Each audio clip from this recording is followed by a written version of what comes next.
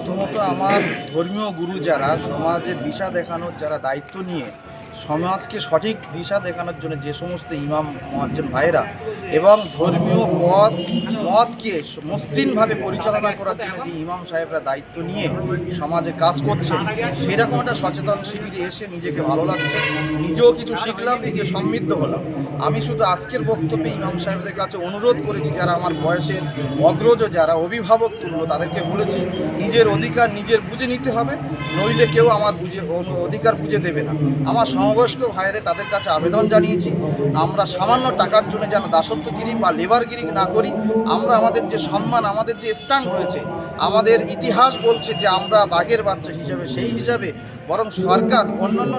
দেশে রাজ্যে যেভাবে ইমামদের সম্মান দেওয়া হচ্ছে, সেই সম্মান যতদিন না আপনারা পাচ্ছেন ততদিন আপনারা স্মারকলিপি, ডেপুটেশন, সমাবেশ করে